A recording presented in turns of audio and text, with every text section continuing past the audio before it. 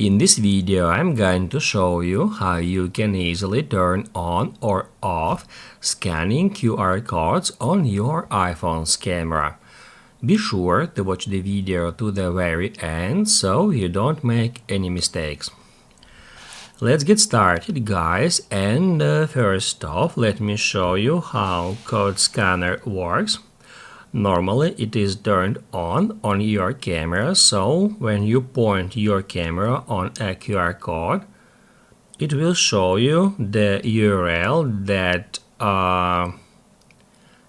contains into that QR code, and then you will be able to tap at that URL to open up a web browser to follow that link. However, if you would like to turn off scanning QR codes on your camera app, you can easily do so. To do that, head over to Settings, then scroll down until you find Camera, and that's where you can easily find that option which is called Scan QR Codes.